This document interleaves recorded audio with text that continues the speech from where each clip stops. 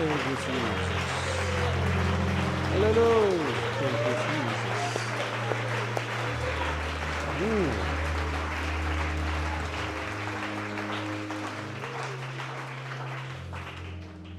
Ungamtshela umakhelwane wakho uthi the Lord is merciful. Umtshele loo nto nje. Umtshele the Lord is merciful. Phinde umtshele futhi uthi he is gracious. Phinde umtshele futhi uthi he is loving. And put your hands together for that.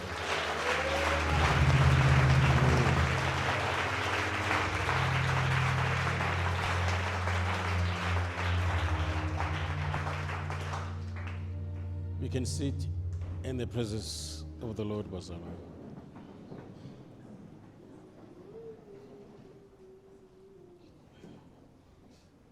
Sibingelele siqale ngumphathi ohlelo Mama Nene, siyabonga kakhulu Mama, and even for my declarations, they tend to be prayer. Esiyenza njalo masithandazela izwe lakithi. Sikhulekele leadership yobaba. Sibingelele leadership yobaba. Nabasihambele sibingelele ibandla lonke likaKristu. Abantwana bethu abasiza ngesound, music, everything. Siyabonga bazalwane. Nabangaphandle siyabingelela bebheka imoto online siyathandabingelela ngisemthandazweni namhlanje ukuthi angithi siyathandaza angazi le ndaba malibonke igama lenkosi siyabingelela kakhulu abangcwele bonke egameni kaJesu Kristu amen. Sibonga umthandazweni bazalwane ngibingelele nomama Hlabeni in absentia ngikusho mina ngathi phumula bese sisendaweni eziningi nje within few days East London, eMthatha, nase-Mount Frere. Umngani Nkosiyami esebenza Juluke emanzi. Wahlaliswa yimina athi wo manje yoma kancane.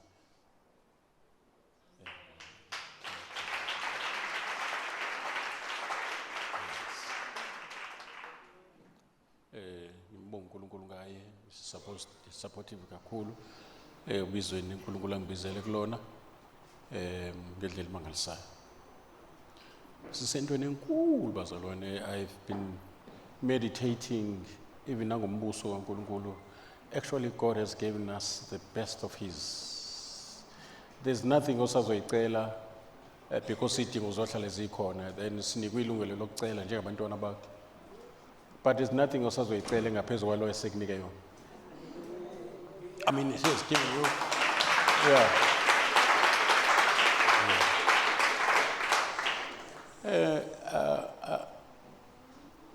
Ngiyathanda ukukhuluma nge-kingdom. Kusenhlizweni yami kade uNkulunkulu eyibeka enhlizweni yami lento ye-kingdom kakhulu, because we need to be refreshed, revived, siremindwe about ento esikuyo bazalwane emangalisayo.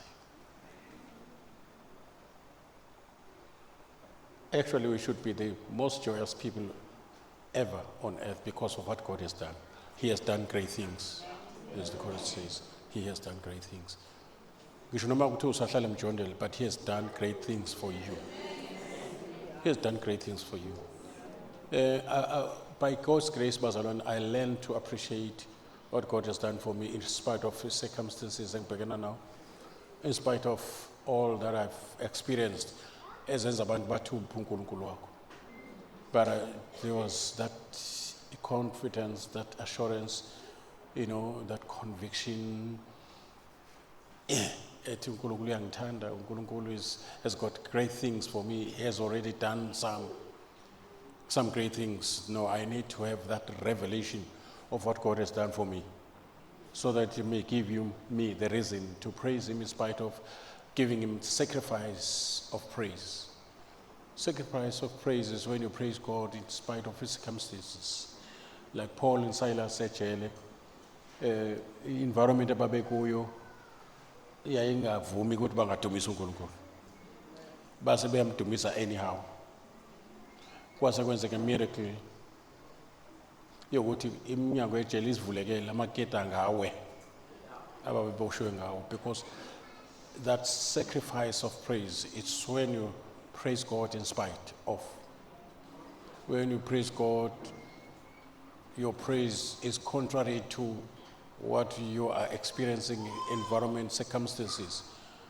Then you keep on praising God. Now, He abides in the praises of His people. And we give Him praise if we're facing challenges and enemies. Once we give Him praise, He used that praise as a weapon to stop the mouth of an enemy, as the Bible says. Jehoshaphat, organized a choir that will sing a song, Beya Empin. A song yakona, the Lord is good and His mercy endures forever. And mabefika ngale kwentaba bafika impi ekade izobahlasela ilele phansi yonke ngoba uNkulunkulu beshilo wathi lempi akusiyona yona ingeyami okwenu uba nihlele nidumisa igama lami. I will take your praise and hit hard against your enemies.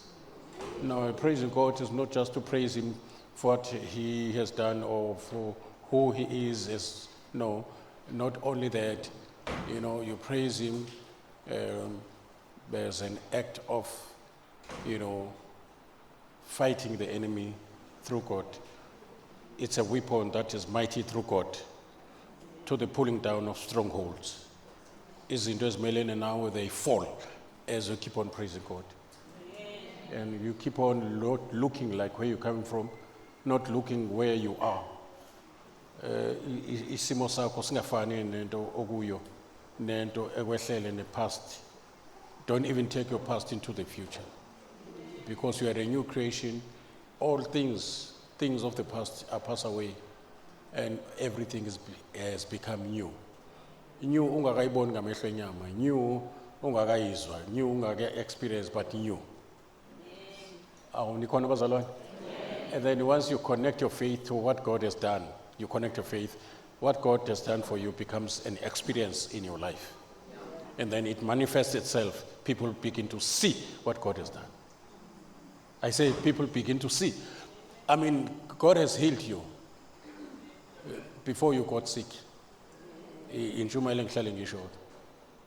Now, you need to be healed because you were healed before you got sick.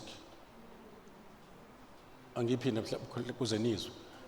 Waphiliswa ungakaguli. That is why kufanele uphile. Sewugula ngoba uphile ungakaguli. Ake nisho ke lento kade ngisho ngoba maningayisho angazi ngizona enze njani.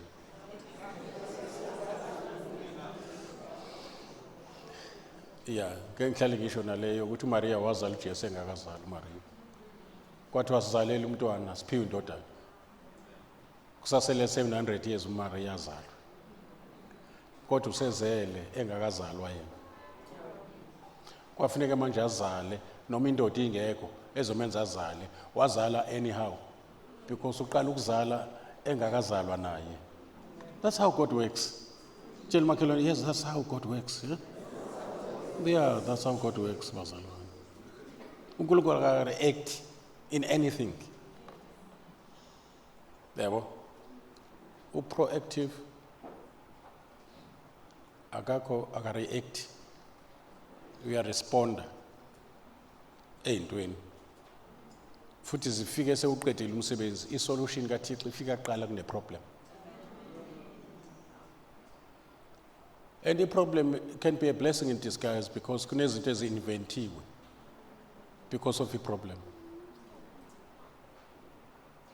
You want something kufana ne-test, mangabe uma uqine enkosini bheke uJesu, iphuma ngale seyi-testimony, le nto kade iyi-test.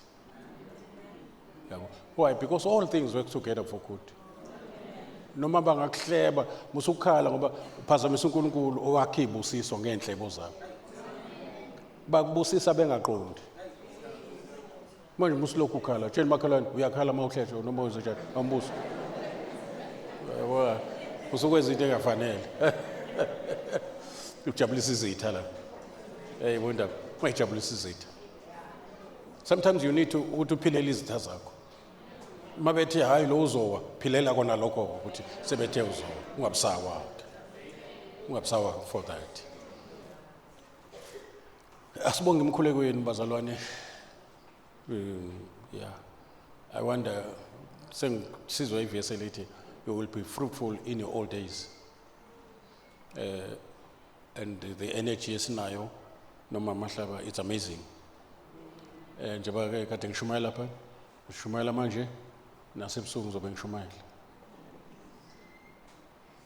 But I'm fresh as a fish in the water, fit as a fickle. Yeah, because of the grace of God.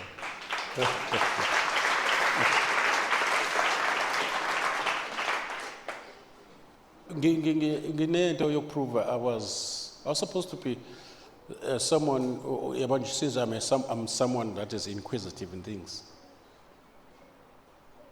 I'm curious. I have questions that demand answers in life. And by God's grace, uMoya Ngcwele ngisiza uyangiphendulela okunye ngikuthole. Ngumuntu othanda ukuthi masethe uyasindiswa kufanele I understand lento ukuthi usindisiwe. And I understand the benefits of sindiswa. Ngingasindiswa nje into engathi ishu. Awubuza umakhelwane usindiswa kanjani into engathi ishu noma usindiswe ngempela. Yeah, I take well a lot. Hayi, akufuneki ukusindiswa kwami kube ibhola nje lamadimoni. No. So now nginento ethanda ukuthi mangabe ngifunda into eBhayibhelini. Especially for me, not even for other person, just for me. Ngiyiprove kimi. Ngithi lento mangabe ibhalwe kanje uNkulunkulu ethe yenzeke. Ake ngikholwe futhi ngasuki. Iziyenzeke. Ngoba nginento ethi uNkulunkulu akawaqamba amanga. Yebo. uNkulunkulu aqamba. Into zakhe genuine, into zakhe they are durable. Into zakhe they are constant. Kusebenza kwakhe nje constant, is faithful. I mean, njengoba ngihlale ngisho ukuthi uNkulunkulu cannot lie. Though there's nothing impossible with God, but when it comes to lying, he fails to lie. There's no way he can lie. And I capacity to lie. Even if I could say, no, he can lie if he likes. No, even if he likes to lie, he cannot. So he's the only person okufanele mayikhuluma ngibambe into ayishoyo. Bese ngimprove ngoba vele sengiyakholwa uyena kodwa ukwenza kwami kuzombeka ekutheni aziprove yena ukuthi mangikholwa ukusho kwakhe. uNkulunkulu ongaqamba amanga akathembisa ngenzi. Bese ngibamba lokho ke. Futhi ngibamba bese ngifaka amanisi bese ngithi ngisho nje ngoPaulo, this one thing I do, focus. This one thing I do, I forget the past and venture into the future and focus into the future.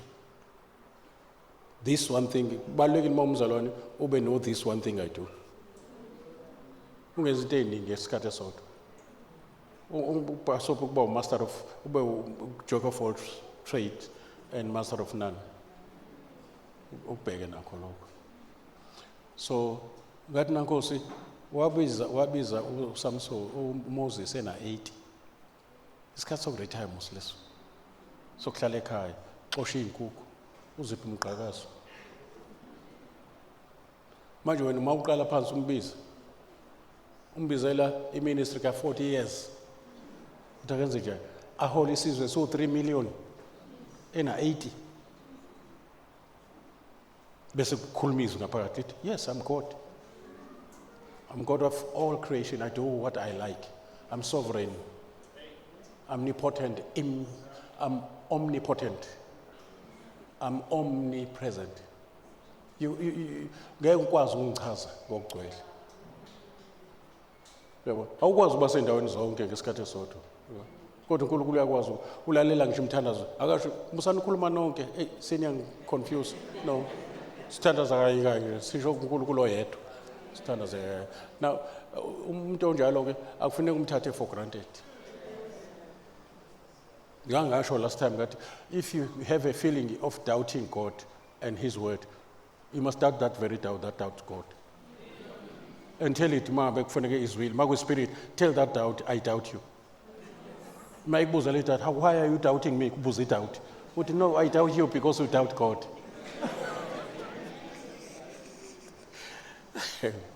Thank you, Lord. So that is why I'm still going very strong, Pastor. I'm passionate more than before at the age of 73. Yeah. Akho ngisho into ngoba ngifuna uprove uNkulunkulu la ushilo la was what you be fruitful at your old age. So kusho ukuthi I have to do more than when I was young. So sengizoma lapho angisayindawo. Mayithe nje ngemvimba yakhe siphilise wathi angiyobeka nasifo sinye sefene singahlaliki isifo kumina. Ngoba ukusho yena wathi angiyobeka nasifo sinye. Sekufanele ngibambe ukusho kwakhe. If I truly trust him, I must believe what he says. Trusting and believing are not the same. They look alike. They sound alike. They may be, used interchangeably. Kanjalo. Ubuza umakhelwane, do you trust God?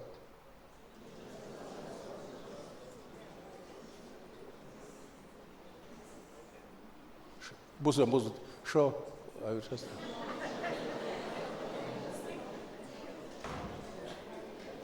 Yeah. Because we have complicated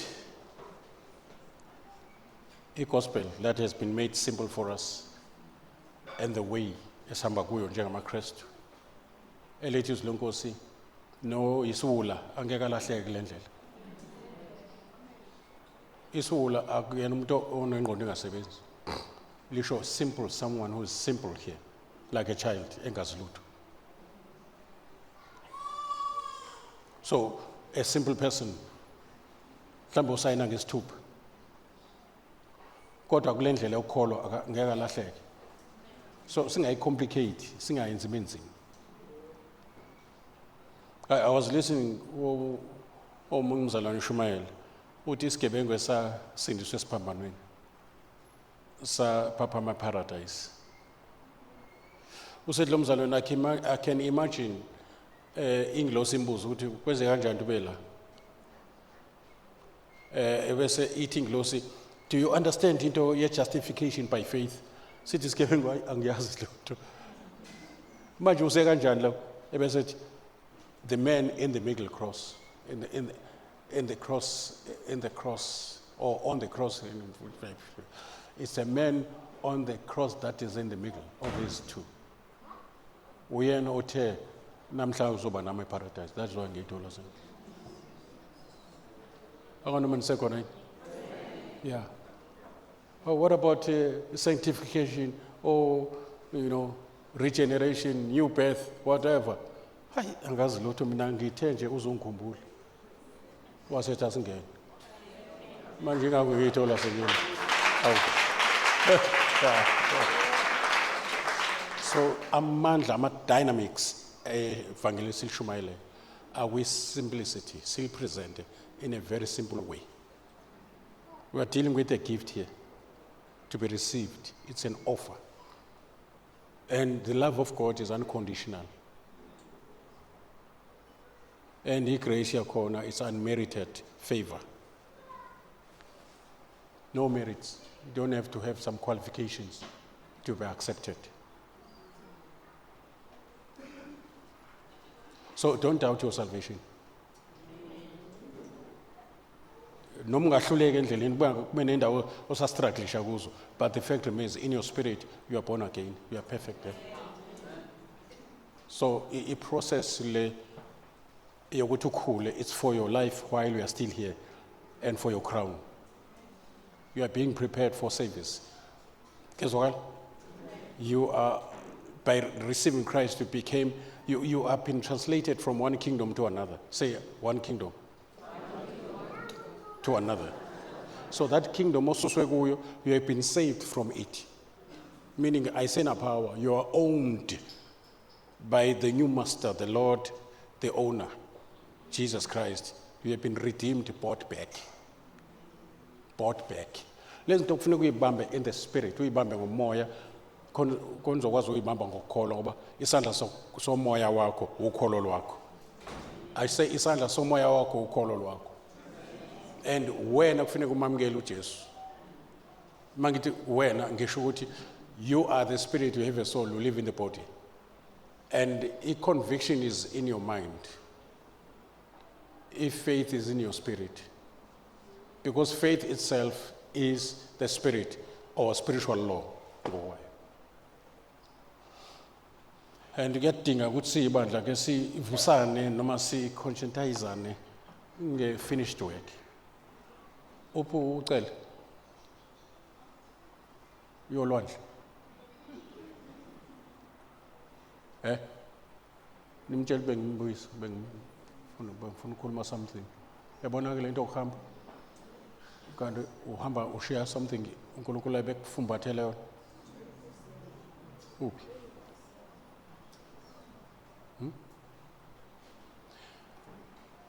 Bengifisa namhlanje briefly bazalwane angizo since singabantu abangahlali sinani njalo sasho ngathi siyadlala. Sasho ngathi siyadlala. Kanti kuzokwenzeka. But I would like to thank you very much. Ngoba nenza lento eshiwo uPaulos kwibandla laseFilipi. Elikhuluma ngokulalela bese lithi kakhulu mayengekho. Bese lithi work out your own salvation with trembling and fear, because God works in you. What you are working out is because God is working in something in you. So the byproduct of you working out is by God working in. You work out because God works in. You manifest, you prove, you live before people, you bring forth a fruit which can be observed by the people. So uthi ke nilalele kakhulu mangengekho lento okuhlangana kwenu nikhonze noma sikho usho ukuthi asinika ngumahlaba noma amahlaba sinike uJesu. Ngicela nishaya izandla ngalona.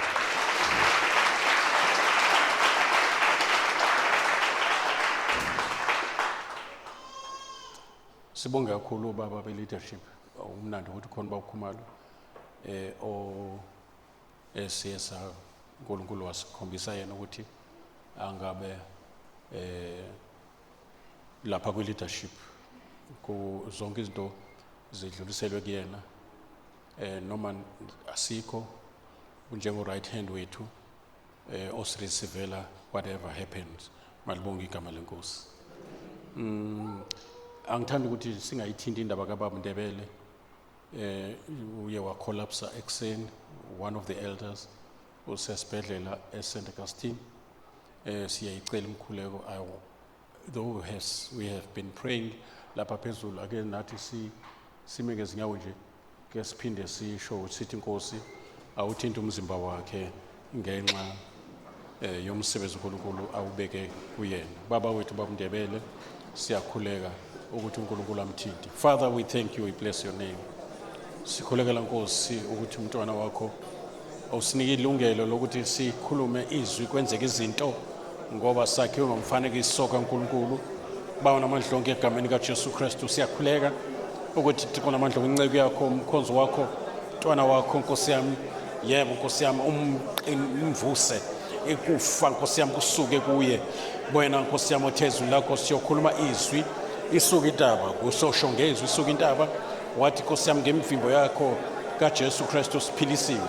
Si-enforce ukuphila kuye, si-enforce Nkosi yami ukuhlulwa kwezifo kuye egameni kaJesu Kristu. Whatever spirit that has been trying to attack this body is arrested right now in the name of Jesus.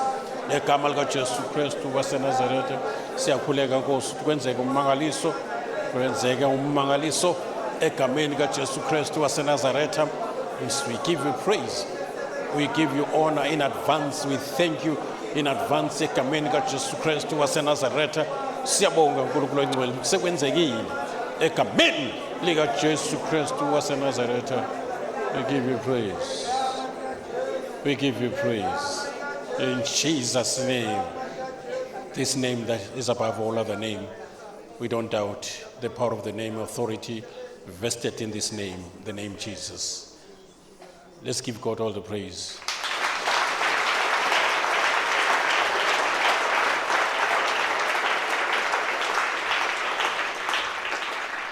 Singahlala phansi bazalwane ukhona inkosi. Umndeni wakwa Maphinda sasine faith conference last year. Umkhonzi kaThixo siyasathola umbiko ukuthi usesenkosini baMaphinda wayesikhonza ngezwi kwi faith conference yethu.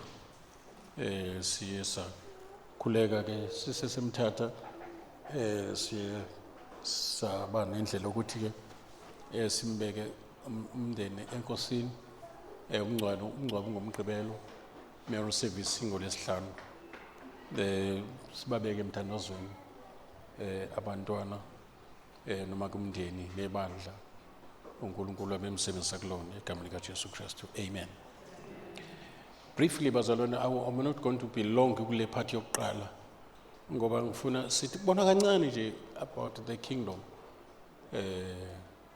Kodwa ngifuna uqala ngale yokuthi as CKC Church, Christ Kingdom Citizens, we are being taken to another level now. Yokuba sibe ibandla elingena lethi shi entweni ye church administration, sihlele izinto zethu on top of organism yebandla, which is life introduced into the church.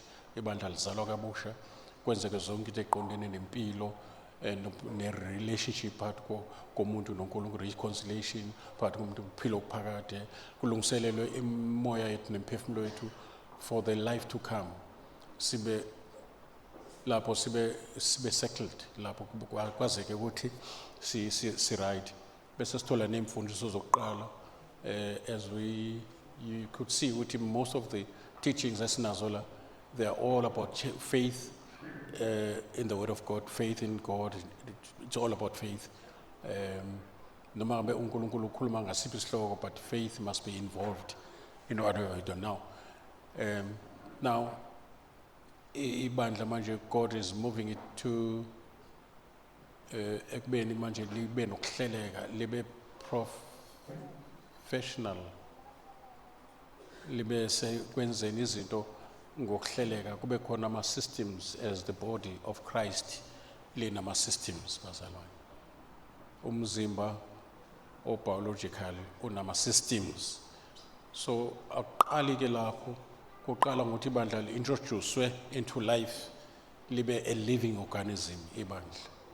Before libe an organization, meaning a group of people that have been well organized so that li function according to what God has in his heart. Uma ngabe ama systems emzimbeni wami engasebenzi kahle, respiratory system, mhlawumbe kune asthma, njengoba kade kukhona iCovid, we attack the system called respiratory system. HIV is attack circulatory system, imandla ngokuhlasela ama white blood corpuscles, so that izifo ezinjengezinye lezi ebezivikeleka zingene ngoba amasotsha agade umzimba has been killed. So that's why abantu bedla treatment ukuze i-CD4 count yabo, meaning immune system yabo ibe boosted, ikwazi umzimba ukuzivikela kuma invaders angenayo emzimbeni. So there are systems, and usathane ke uyawa-attack those systems. Kunezifo njengesifo sikashukela, si-attack ama systems athile which are very, very, very important emzimbeni. Bazo understand abantu dokuzanga indaba yezifo ukuthi isifo se-diabetes kuba inhlanhla singekho demonic ngoba indlela esihlasela ngayo sihlasela amehlo, izinso, yabona, sihlasela indawo eziningi vital emzimbeni. Now kubalekile ukuthi umzimba ngesikhathi uNkulunkulu embumba umuntu wambumba in such a way ukuthi mayesemphefumulela akwazi ukufunctiona ngendlela abesho ngayo ukuthi abuse phezulu kwenhlanzi, phezulu kwenyoni, afunctione njengoba eshilo. nomzimba uma kunama systems angasebenzi kahle namanye asebenzayo asebenza kanzima ngoba kukhona le engasebenzi nesekhona ya mau asthmatic yabona mau asthmatic kumaningi amanye ama systems alinyazwa ukuthi wena u-asthmatic ngesikhathi uvaleleka ukuphefumula negazi manje liba impacted ngalonto bese le impact umzimba wakho ngoba i-oxygen aliyitholi kahle yabo so that is why ke manje uthola ukuthi uma ngabe singabhasobhi usathane angalihlasela ibandla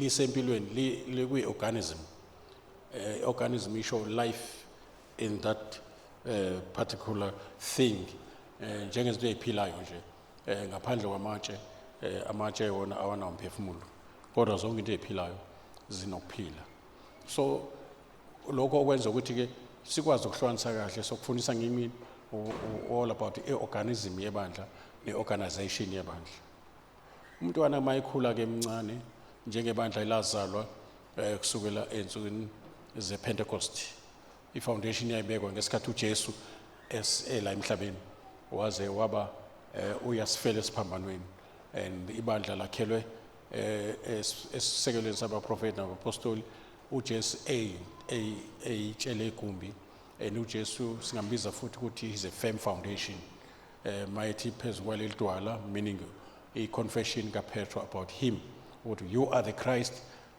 the Son of the living God who said you are blessed Peter flesh and blood has not revealed this to you only the Father by his Spirit has revealed this to you upon that rock I will build my church and the gates of hell shall not prevail against it so isisekelo sibekiwe lapha kubavangeli Matthew Mark Luke John bekubekwe isisekelo zithi mazithema zingena encwadini yezenzo laqala ibandla lakhula laqala udonga lakhuphuka kwasenswa on the day of Pentecost kwasenswa 3,000 souls uyabona kusho ukuthi kubekwa amatshe ayaphezulu kwakhiwa indlela komoya eyibandla likaKristu now but lokho kuthatha insuku because these are lively stone amatshe aphilayo kwathatha chapters chapter 1 up to chapter 5 libandla ligijima kwi-organism ibandla li-living organism liphila kufaka ukuphila kulo abapostoli beshumayela izwi sound doctrine or living doctrine befaka izinto zokuqala ezi-foundational kuma-doctrines ane kwibandla isisekelo ne-anchor yebandla ngoba ibandla malingafundiswi kusho ukuthi i-soul is going to waver like this because there's no anchor makufika ama-storms mzalwane makufika ama-storms you will move like that nemimoya yonke yama-teachings doctrines move away up and down because you're not anchored ezwini lenkosi so izwi lenkosi noma imfundiso i-anchor for your soul or for your mental emotional and volitional part of your life i-anchor that is why umzalwane othola imfundiso egcwalisiwe ngamandla kaMoya Ngcwele ehlala emthandazweni nangizwa bazalwa the word the spirit and prayer lo mzalwane you cannot be moved by anything he's moving mountains he's not moved lo mzalwane he une understanding uyakwazi uinterpret izinto eziza kuye uphila ngezwi yebo izwi liyisinkwa liyinkemba makuliwa izwi likaNkulunkulu libalulekile kakhulu nokugcwaliswa amandla aMoya Ngcwele ube nobuhlobo ube ne-relationship ube ne-friendship njengoRuth igama Ruth lisho a friend ube ne-friendship noNahum who is a type of the Holy Spirit khona ezokuhlanza noBoaz who is a type of Jesus hallelujah so izinto nami engibone ukuthi ziyangiphilisa ukuhlala ezweni ngibe full of the word ngihlale ngidla izwi as much as I can yabo bese ngihlale nginobuhlobo noMoya Ngcwele ngikhulume naye ngathi ngikhuluma nomuntu ohleli la esihlalweni ngimpersonifies uMoya Ngcwele ngoba unama personalities la kuye he can be grieved nikhona bazalo yeah he's groaning as the spirit yabo he can be resisted it's ningi into ezenzeka ekhombisa uMoya Ngcwele is not just a wind he's a person and more than that the Holy Spirit is God So he's our teacher, he's our mentor, he's our guardian, he's our comforter, he's our strength. He is our way to the Father. He represents the Father. In fact, he presents the Father in us and Jesus in us, so that we can represent Jesus by Jesus who has been presented to us. Obana wayizwa nje ngisho? Yeah, uJesu usezulwini noNkulunkulu Baba usezulwini kodwa bakithi ngomoya ongcwele. So you need to befriend the Holy Spirit. Or exercise lonto. Khulume naye. Ubona unayikhuluma nefoni ehamba emgaqweni. Uyazi uyahlekisa ungathi uyahlanya. Kodwa manje ngophela yabona mangavuka umuntu ekufeni nje. Yabona mhlambe wafa 50 years ago. Yabona umuntu ephethe something ehamba ehleka yedwa. Angathi khona ongalungile kanti uconnected nomuntu othile ongabona. So akube njalo nakithi.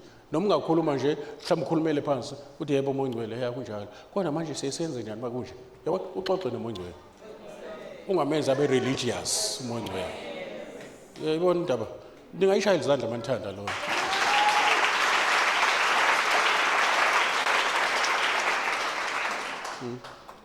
Uzoze aye evuleleka. Umoya ongcwele ungamuzwa ngoba sekushomela emahlaba kube uma uza umoya ongcwele. He is there within you forever. Meaning he's your portion, he's part of your life.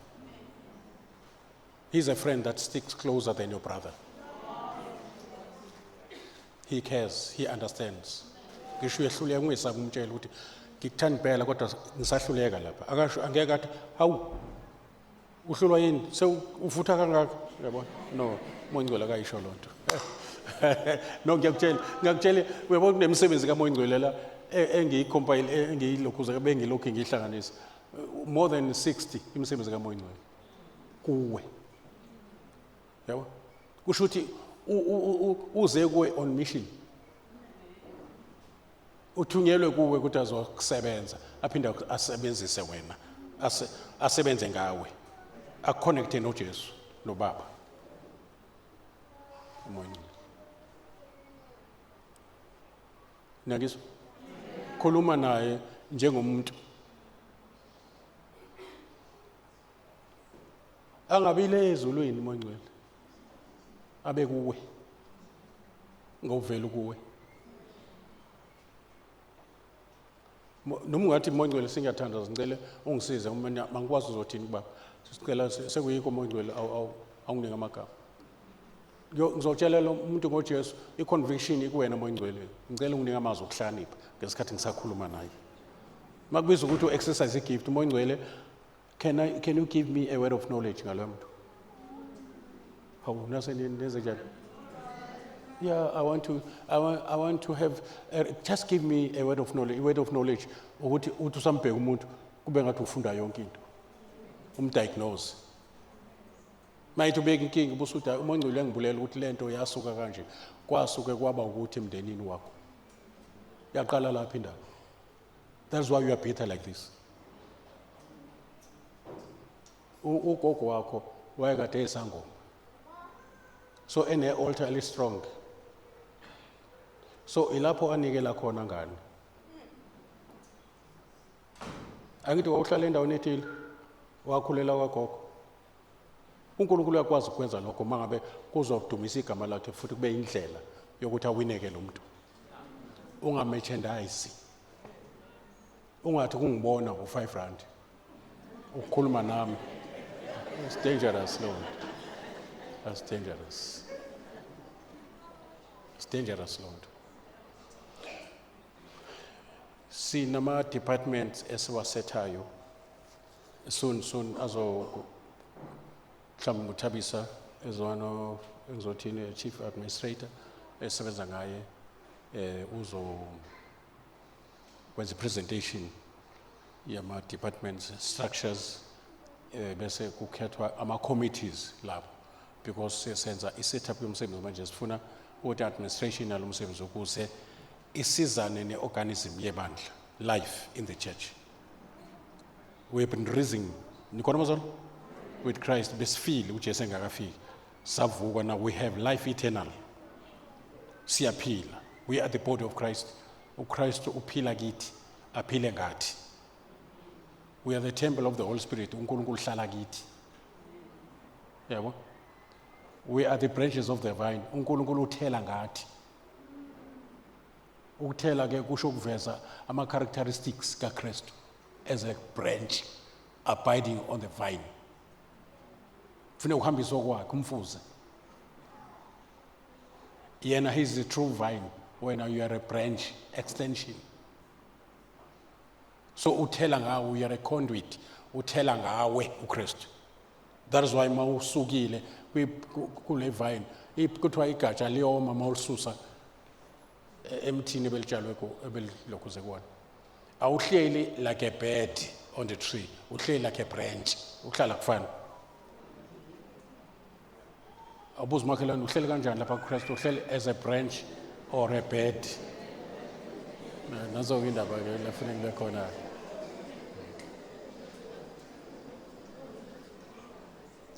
Ngenxa umsebenzi ke oyibandla elifakwa kuwo manje. I-strategy uNkulunkulu anaso will impact ukusebenza kwebandla and involved ibandla kuma activities njengamalungu emzimbeni kaKristu. So amehlo they must see, indlebe must hear, ulimi must taste. So njoba sibiziwe nje sabhaphathizela emzimbeni kaKristu, sinama gifts and graces. Kune grace esinikwe yona yokufunctiona for the sake yomzimba, to the glory of his name. Kufuneka umzimba kaKristu profit ngokuba khona kwethu. Sibe asset, singabi liability. Sibe asset emzimbeni kaKristu because it's proportional. Kuyasilungiselela ukuthi masifike ezulwini sithola ama ranks according to ukuthembeka kwethu. We are not saved just to go to heaven. We are saved to serve in the kingdom. You are not just an ordinary human being since you were born. You're not, akufanele ukhuluma nomuntu kanjani wena. Hayi I wish bengizokweni ngifundise ngokuba yi-ambassador. We are ambassadors for God or for Christ, and our citizenship is in heaven.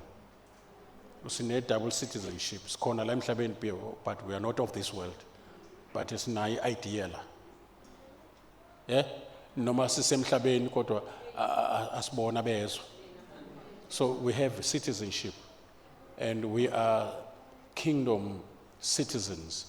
We are children of the kingdom, which is for life or for eternity. And uNkulunkulu since eqala ukudala ucabange indaba yomuntu. Ngesikhathi engakayicabanga indaba yokudala, umuntu ube kuyena in a form of spirit. Noma ngikhulume last time ukuthi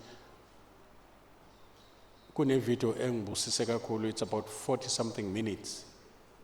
Ikhuluma ukuthi where were you before you were born? Even before you were conceived in your mother's womb. Even before you were implanted in your father's loins.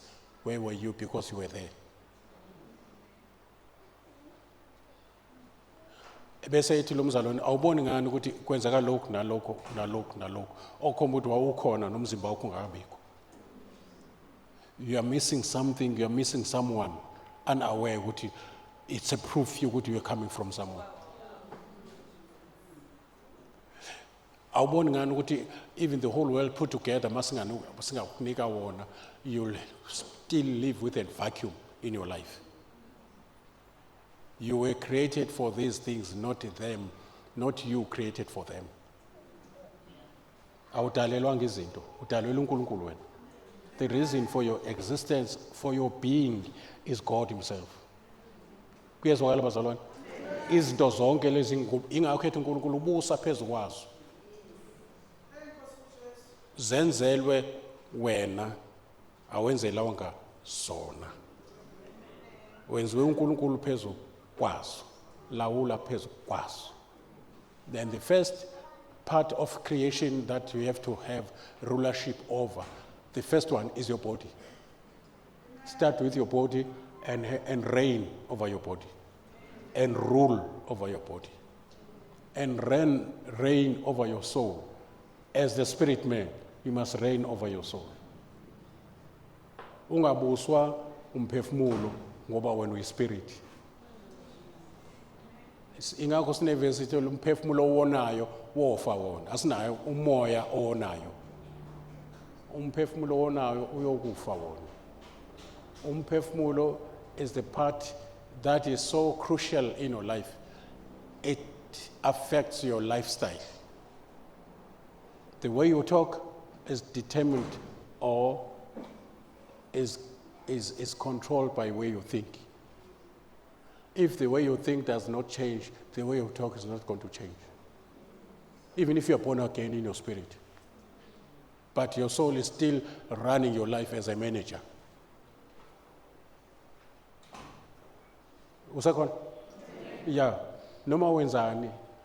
Ngoba kufuneka usisikhathi ke sixoxe nangezinto the conscious part of your mind ne subconscious. 80% of your activities of the day is controlled by subconscious. Subconscious mind, when you do things repeatedly, lokhu yenza lento, it moves bit by bit into your subconscious mind, where you act without thinking deeply. That is why usuality conquers the mind. It pushes what we've been doing cautiously or consciously. It moves it to subconscious mind. Lapho ukwazi ukwenza into without, ukuyicabanga ukuthi sengiyayenza. It is yenzeka spontaneously. Kusho ukuthi usu-used and it has become a habit. Uyabona? Ukhule mhlambe kini akuthandaza ngisho ukuthandaza. Ukhule vele udla nje makubeka iplate uyadla nje ungazange ubonge. Manje wafika enkosini wafundiswa ama traditions amasha wafundiswa ama-standards amasha because now you have got a new life, you are a new creation. Now sekufuneka izinto zonke zakho zibe zitsha. So lo nto ingena ngemfundiso ayingeni ngentshumayelo. Ukuze ukhula kwakho, it's when your mind is developed through renewal by the word of God. Because ingqondo yakho is ingayibiza nge-main office econtrol impilo yakho. Out of your heart are the issues of life. Noma iyacasuka, noma iyajabula, konke is dictated la. So that is why you have to have your mind renewed, so that it can be the mind of Christ. Nyangizwa? So that is the ministry of the Holy Spirit in your life. Uyena kuphela uma umnika ichance okwazi ukuguqula ingqondo yakho ngezwi lenkosi. Uyabo? Izinto ezikwehlulayo makhonto othi usewusinisiwe ikwehlile. Lo nto it has been a habit or an addiction. So the addiction is the state of mind. Ningilalele kahle. Isono engqondweni sisebenza ngamandla aso. Yabo? Emoyeni sisebenza ngokufa. You died spiritually because of sin. But temptation is not of the spirit, it is of the mind. And through your emotions. Our emotions are out there to motivate you to take a decision in your will. Ungene esonweni is an act of decision. You are not a robot. So that is why uMongcwele kufanele ayehlule ingqondo yakho. Ukuze akwazi ukuwina impilo yakho, sexual your lifestyle. Ngoba usekuvusile spiritual, waba nekuphila okuphakade. It's what you have. But now ukuphila okuphakade it acts as a seed etshalwe uNkulunkulu kuwena. Sekufanele manje le seed imile as you grow into a lifestyle. Life is a gift, but a lifestyle is what develops within you as you grow. And the lifestyle, people can see it, but it comes from the seed of eternal life in you. Kunezinto ezingakhulunywa kuwe ungakasindisi uJesu engakangeni. Eqala ukukhulunywa ngoba uJesu esephakathi who is life. Ngesikhathi isikhulunywa ku develop a lifestyle. And a lifestyle is by the word and the spirit. Spirit see power to live that life. The word is the way to live that life. Ngikubhalela ukuze wazi ukuthi uhanjwa kanjani, ukanjani is from the word. Power to do ukanjani is from the Holy Spirit. Nangizwa? Yeah, ukuphila ubungcwele, that you don't have a way kuwena namandla futhi. I-will can be there, but the power to do Lord is not there until Holy Spirit intervene. It is impossible for my body to work without the breath of life, without the inner man. Mangaphuma umphefumulo manje ngiphambi kwenu, I can collapse. Which means lo mzimba ufunctiona because of something that cannot be seen, which is my soul and my spirit. So Holy Spirit ufika kuwe ufile spiritual. Mase uvuswa spiritual. Awuvusi uyavuswa. Kufana nokuzenza, awuzenzi uyenziwa. Bese noma ngabe usuzenza, uzenza ngokwenziswa okwenzile. Mo ubaleka isono njengo Joseph awuzenzi uyenziswa yilo kade kwenza. Hlamba yabenzwa ngayo. Ungaye ethaveni kade ujwayele ukuya kuyo, akuwena ongayi. Uwe ngomoya ingcwele. Ngoba uthi uJesu without me, asho ukuthi without me you can do nothing. But with Christ, with God, the impossibilities become possibilities. Yeah, with God. Man, big context ngisho lo last time. With God, all things are possible. Asho ukuthi with God. Ngesikhathi uMoses ebulala umGibhithe wayene passion yokusindisa uIsrael from uFaro. But he did that without. Uthe mase ebuya esihlahleni esivuthayo waya with. And then kwaba possible. With him all things are possible. With him. Noma ngihambe esigodini sethu lokufa, the Lord is angisabi ngoba you are with. Uthi uJesu mayibathuma uthi I am with you. Ngoba without ukhansela yonke imizamo yakho. With or through Christ you do all things. Without him you can do nothing. Ayingena lo nto. That is the ministry of the Holy Spirit. Yebo. That is the ministry. Usathana ngakwethusi ngobuthakathaka bakho. And uNkulunkulu uvume ngamabomu ukuthi ba weak. Khona uzoba strong. Hey, mhlambe yabezwanga ngithi wenze njani uNkulunkulu? Futhi kwesikhathi akuyeke uzuwe uyophahlazeka phansi. Khona uzovuka sekuvulekile la ingqondo. Ukuthi it's all because of Jesus. Awusinswanga ubungcono, awusinswanga ngoba usikora. Usinswe ngoba uNkulunkulu ekwenzela umusa. Finish. Awukho la ngoba ungcono kunabezanga kunalabo abangezanga abasayiphuzela inyembezi zikaQueen nenkamba zikaFaro. Inyembezi zikaQueen yanzazi. Yebo. So wena ukhishwanga khona wasindiswa ngoba ungcono. Mhlawumbe ubuwese kunabuphuza kaningi. Kwanyulwa wena kwasala abangcono kunawe.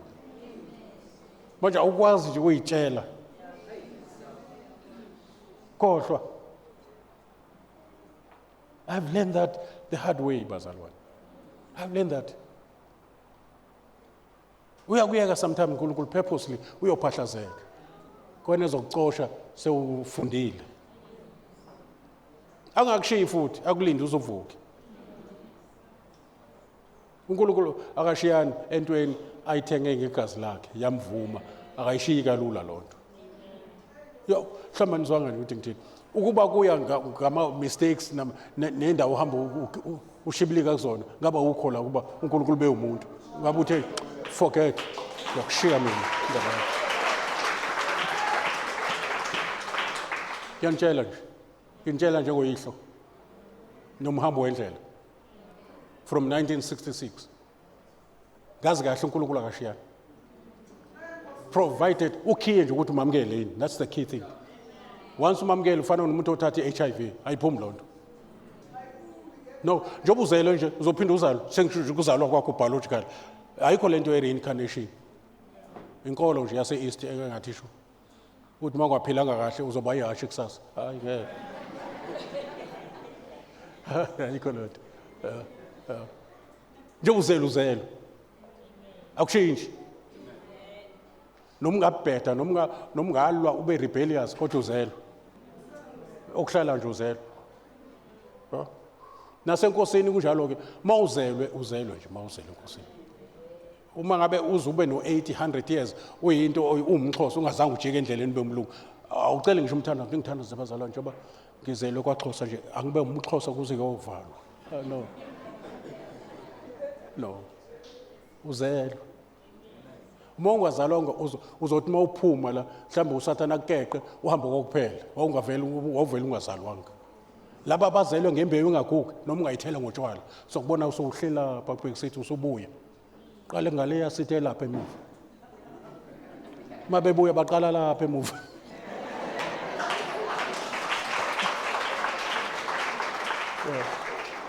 Yeah. Ngoba manje ukhumbula ekhaya. Uma kwenzeka biological indoda nathi yosuka ngekubaba na ku-TV kunohlelo likhumbula ekhaya. Akakhumbula ekhaya ngoba kuyena okhumbula ekhaya imbewu wazele ngayo ekhumbula ekhaya. Yabo kufanele siqiniseke lapho ukuthi njengoba usindiswe umntwana kaNkulunkulu usindiswe ngembewu edlula i-biological seed. Ingakho uNkulunkulu kuwena masuzelwe ungu-everlasting father. Kodwa uMahlaba he's never my everlasting father. He's never my everlasting father. Especially mase sifike ezulwini njengoba ngingasazi nokuthi uMahlaba yini. Akukho sibongo lapha. Bazobe bengekho Ndlovu no Chiliza no Mahlaba no Mfene bazobe bengekho lapha nezulwini. Introduction yasezulwini sothola amagama amasha lapha la siyakhona. Azobe bhaliwe ematsheni amhlophe. Kuzobhalwa igama lakho lasemzini. La wendele khona kuKristu.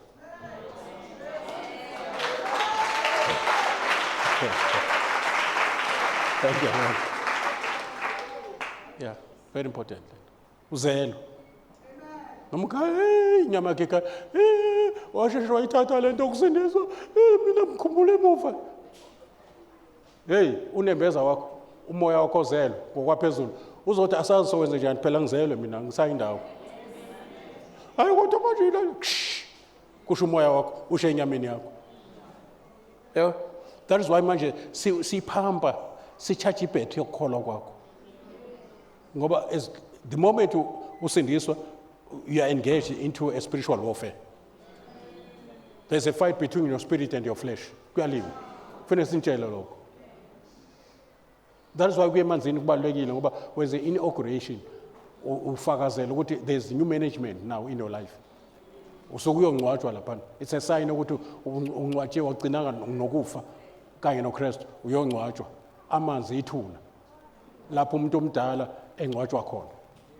Noma ngahlupha endleleni ngoba kusafuneka ichazwe lento. Abanye bayaconfuseka. That is why still we have whites like South Africa.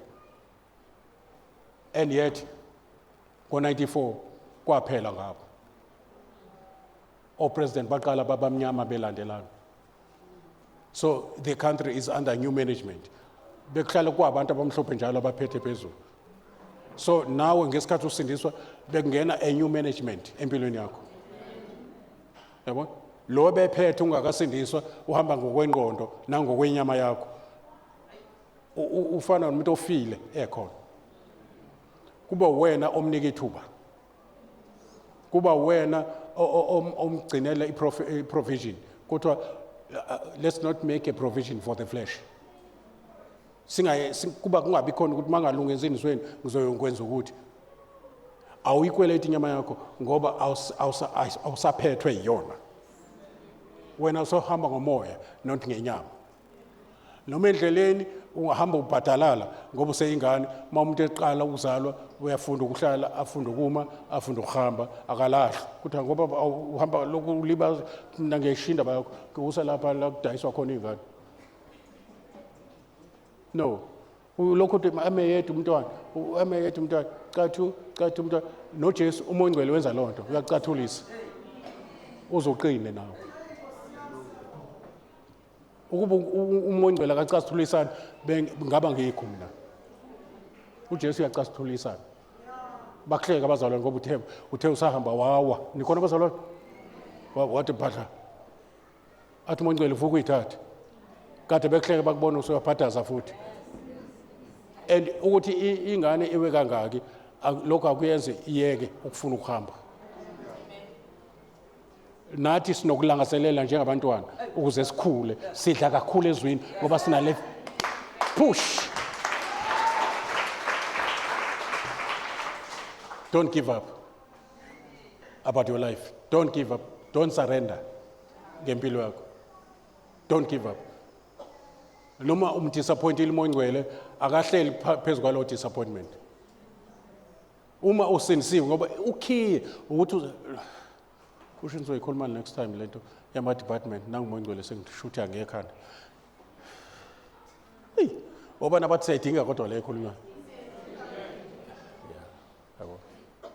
So uMoya Ngcwele uyakucathulisa ngoba you start by being a babe in Christ. So a babe. Yeah, as newborn babes. Langazelelana, newborn, ukuzalwa kabusha. Spiritually, you are complete spiritually. Spiritually, you are complete. But psychologically, mawuzelo kabusha, uqala ube yibabe. Lithi iBhayibheli ngithe umntwana ngakhulumisa komntwana ngazindlisa umntwana ngenza njengomntwana. Kuthe sengiyindoda ngayisho into zomntwana. Le ndawo ebuntwana uba umntwana ube kuthiwa young man bese kuthiwa old man. Kusho ukuthi umntwana bese uba young man bese uba old man. Kusho ukuthi you are matured as an old man. You are spiritual. God has given you the mind. Now, but don't give up on you while you are still a babe. Keep on keeping on. Yeah, well, ngishilo last time ngathi umntwana mayincela akanceli nje akanceli ukuncela kwakhe njengabantwana abadala. Badla breakfast, badla lunch, badla supper. Umntwana akanceli kanjalo. Uma ikhala umntwana uthi hayi ukhaliswa yini? Isapha ikaflokozi. No, awusho kanjalo. Noma ukuvusa ngo-10, noma ukuvusa ngo-3, uyancela umntwana because kunento ukuthi kufuneka asheshe akhule. Asuke ebuntwaneni. Afinyelele ekukhuleni spiritual. Nyangisa? Yeah. Nkosi yami. Kodwa ke nangu uMoya Ngcwele evuma futhi ama departments akhona. There are about 15 or so, or a little bit more. There can be more than that. Ukuthi amanye imali ukuzana ngiwashiya endlini. But i-department leadership ifakiwe. Kufanele ibandla lenza sure ukuthi nayo i-department ye-leadership. And i-department ye-soul winning. Kufanele lenza sure ibandla. La sikhuluma nge-church administration la, bazalwane. Nangizwa? And i-department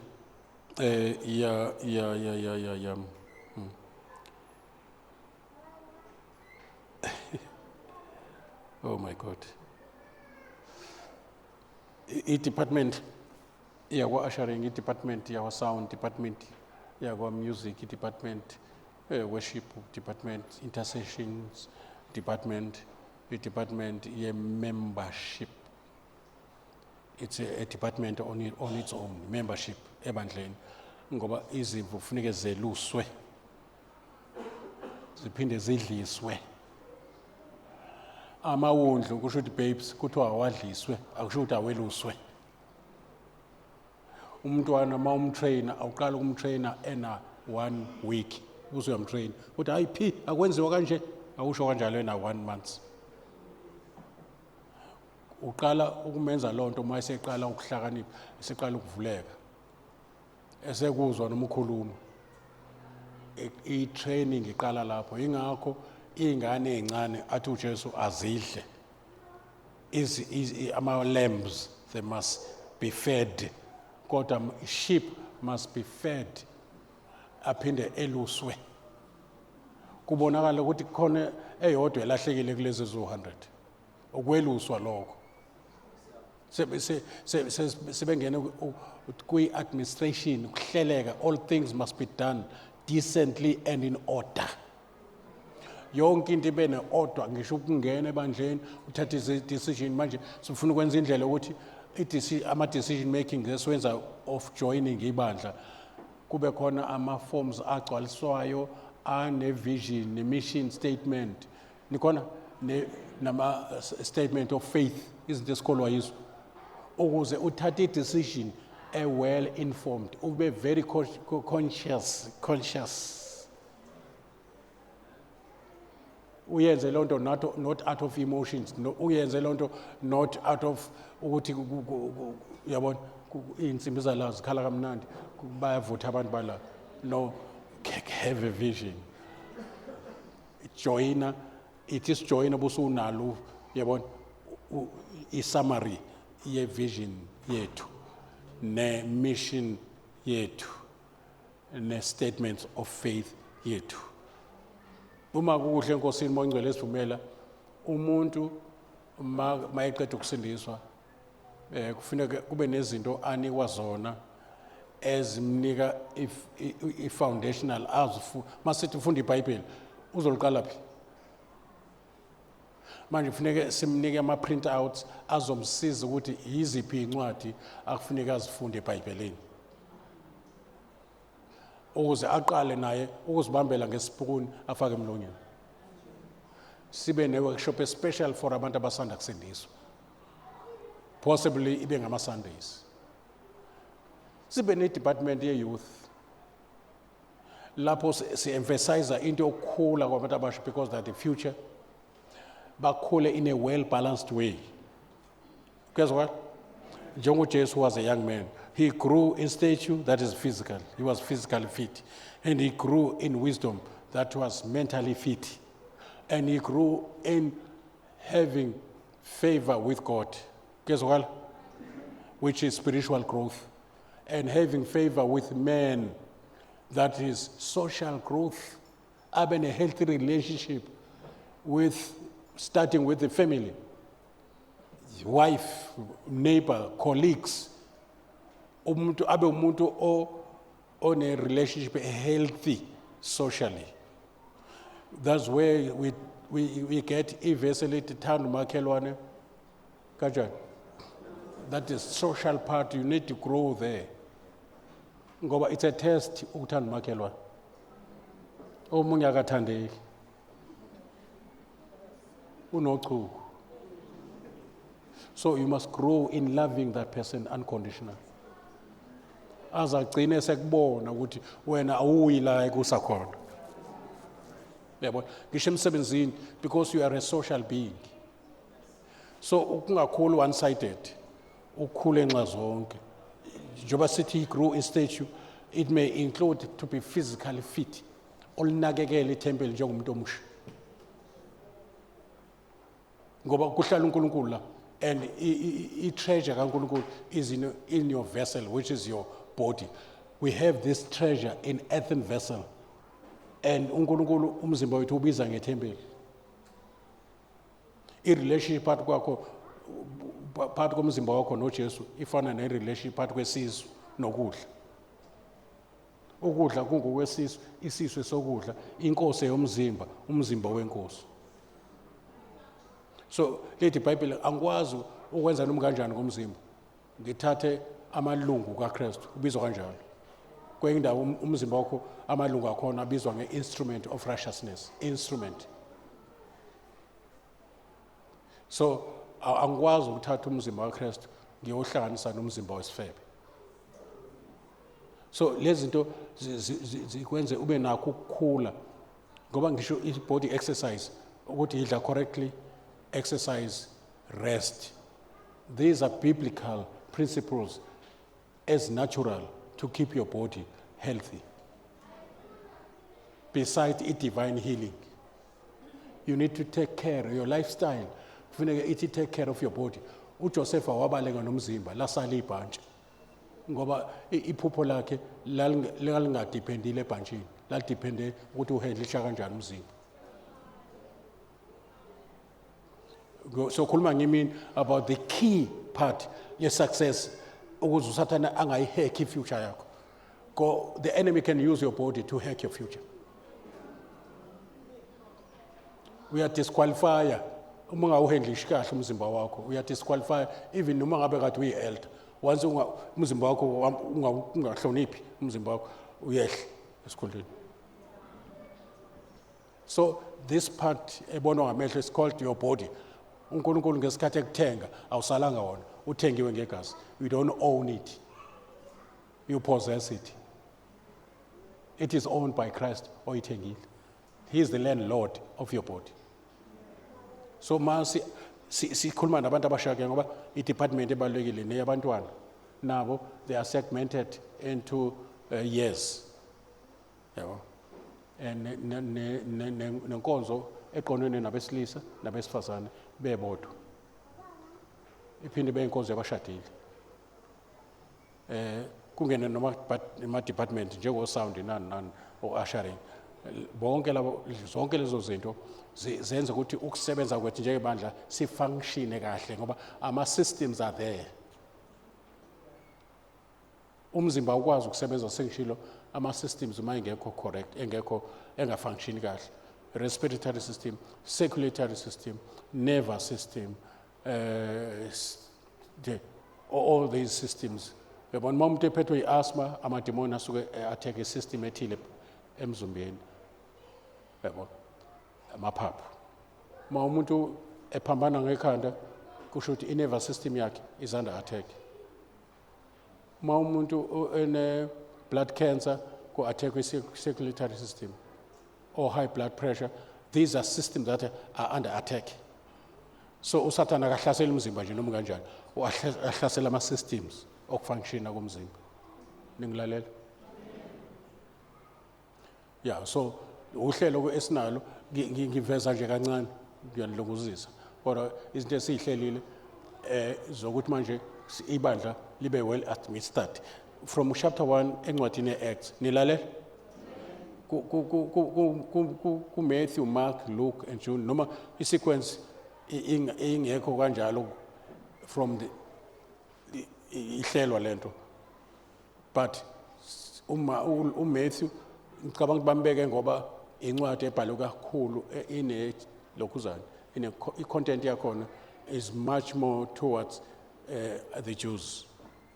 Yeah, uLuka yena is much more towards the Gentiles. Now lapha kuma bavangeli Mark, Luke, Matthew, Mark, Luke and John beke foundation lapha. But from the book of Acts bese kuzalwa ibandla. Malizelwe ibandla at the infant stage yebandla sibona chapter 1 chapter 5.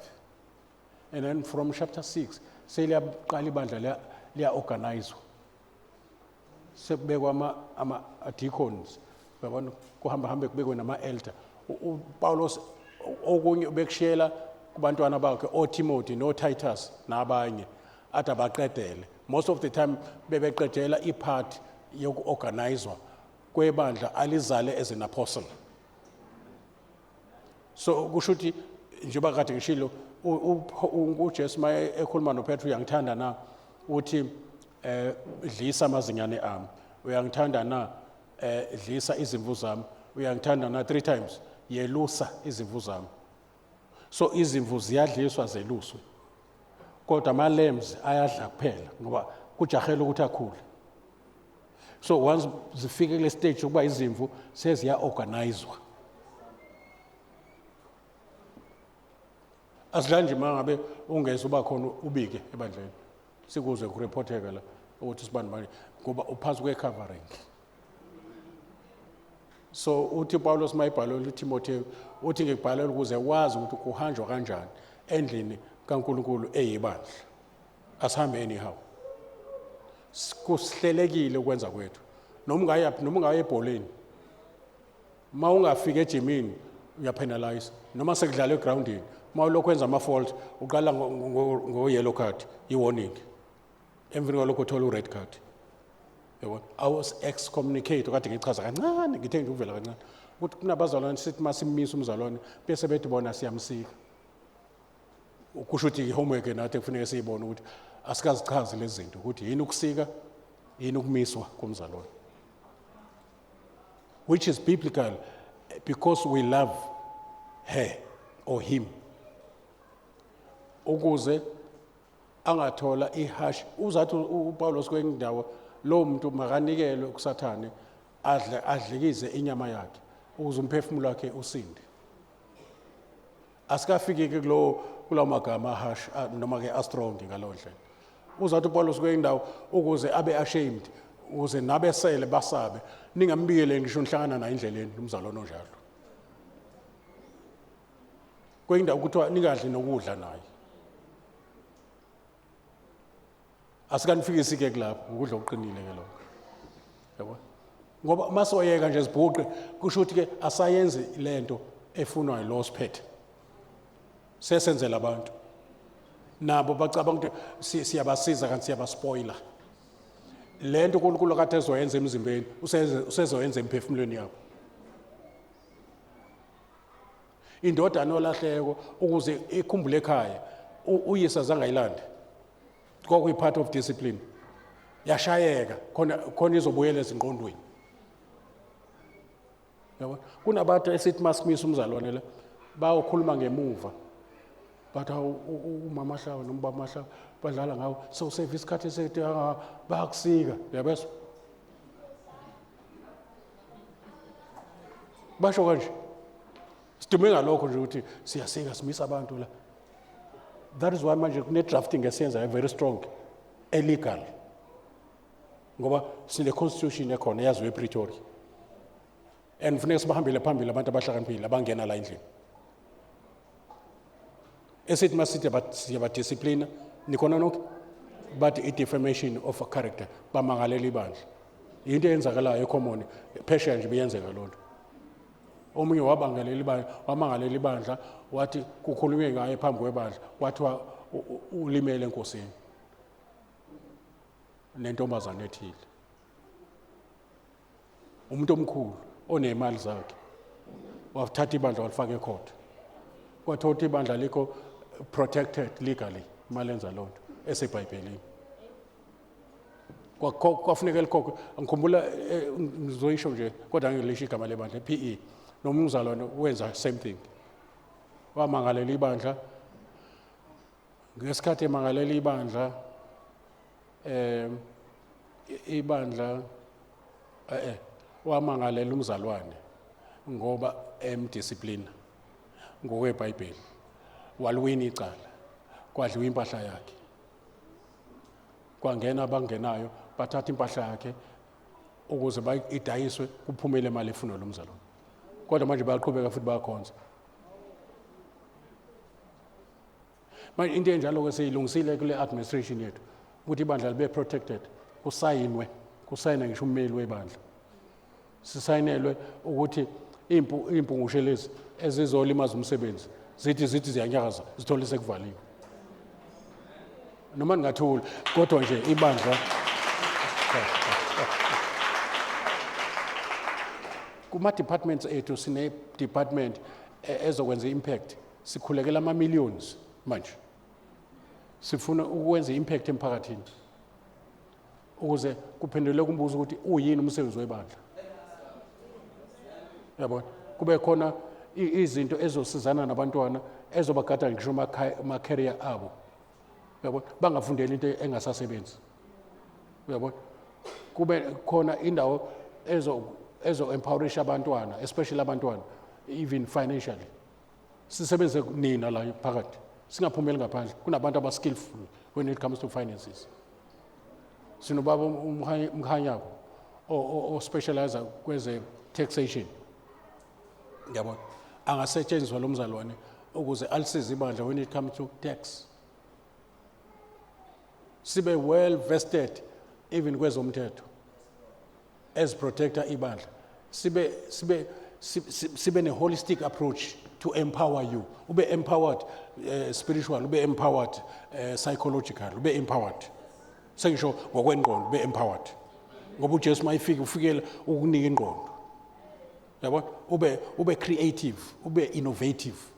Ube positive in your thinking. Uzibone ukuthi even the sky is not the limit. Ungabi nayo poor self image uba lento idlala engqondweni. Yabo uzibone ngendlela uNkulunkulu akubona ngayo. Ungasazibona ngendlela abazali bebekubona ngayo ukuthi isiduphunga lento engezwe. Yabo yanamathele engqondweni lonto yashape wena. But now you are a new creation manje. Funeka ingqondo yakho be empowered.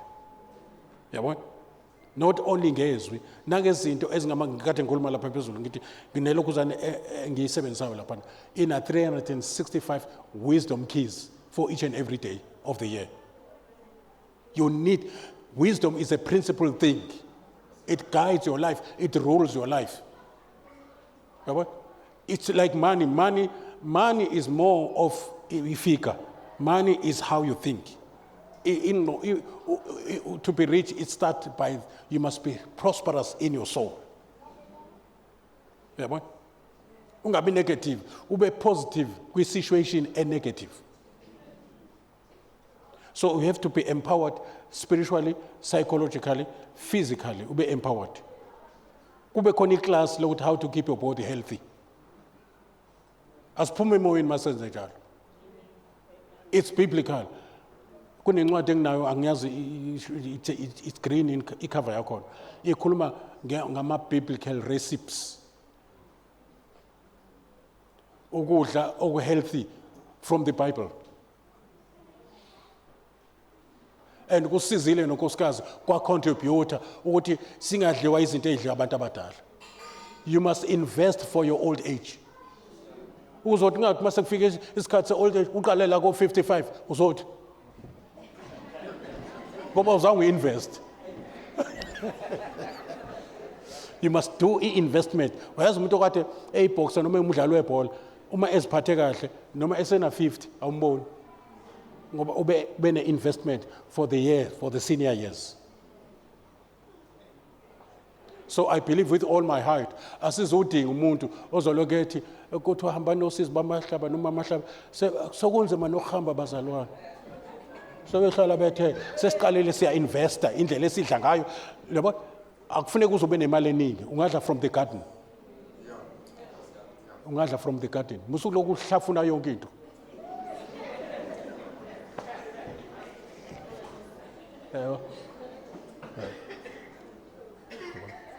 Into ezokhokha nje asiyibheki nokuyibheka. Kungenzeka nje sivakashe but nje into engalokhuzi kahle ethempelini kaNkulunkulu. Kufuneka sibe very careful. Makuthiwa kunabantu abangena ezweni lakithi bengena abantu abaqhamuka somewhere kulamazwe angasenhla bengena la beyini undocumented immigrants. Kusho ukuthi abanamaphepha. So iphepha lakho lokuthi ukwazi uqhubeka amahlaba ushumayele kulabo bantu iphepha documentation into authorizer ukuthi ukwazi uqhubeka ufundise ukuba semzimbeni uthi uPetro as long ngikulo mzimba ngizoqhubeka nginikhumbuza into enizaziyo ngizoqhubeka ngibe isibusiso nje uPaulos uthi ngiphakathi naphakathi angazi noma ngihambe ngenkosweni noma ngibe nani okuyi profitable kini ukuthi ngibe semzimbeni.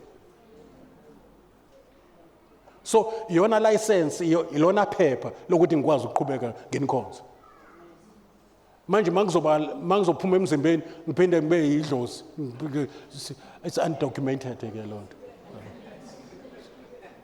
Siyakwenza undocumented ke lo. Umahlaba useyisipoki ke manje. Asifanele labela.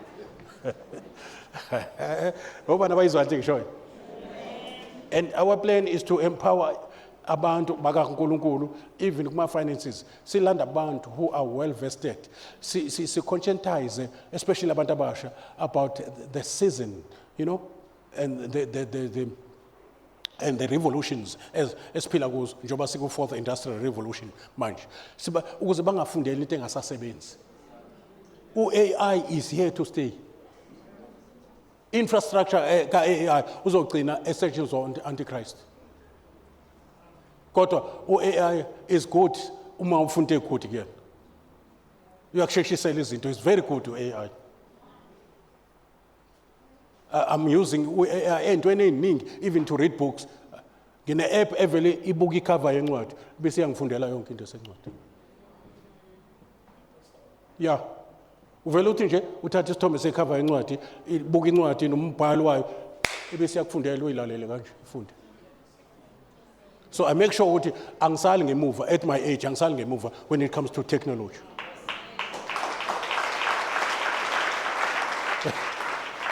So kufuneke si conscientize especially abantu abasha. Simbheke uyabona manje, uyabona petrol nje obenza nje.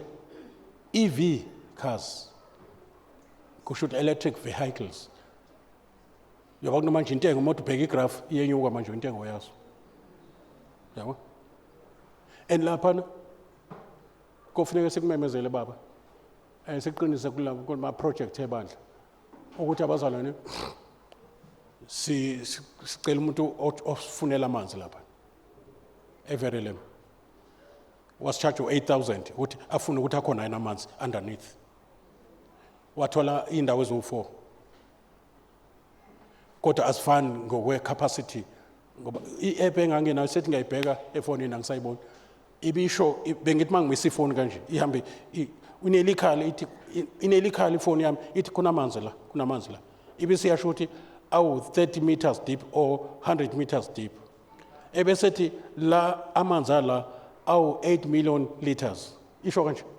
IPCT they are drinkable ngokwa 60%. Yabo?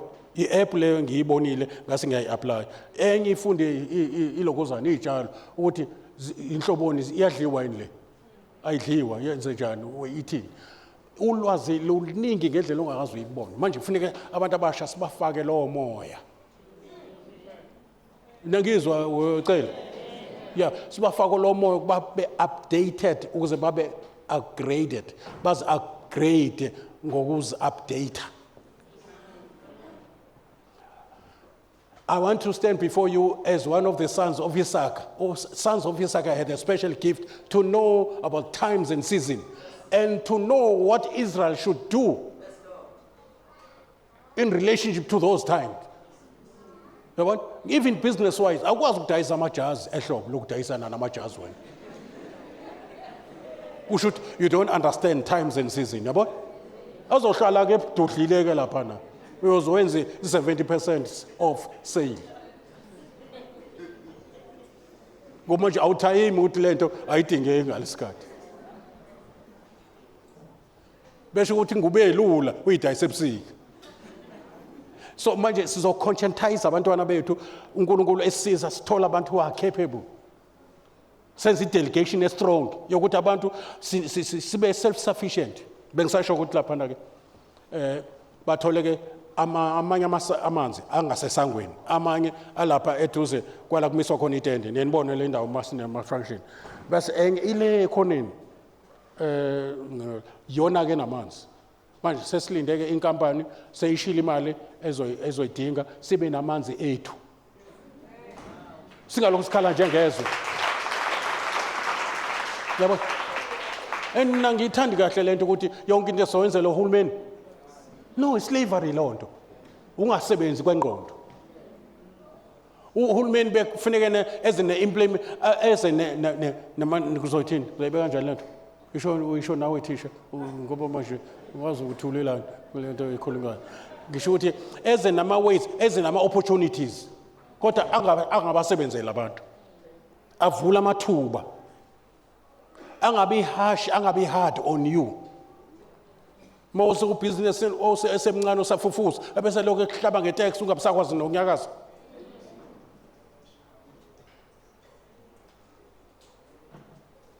Ibandla is the kingdom. Ibandla is the kingdom with departments.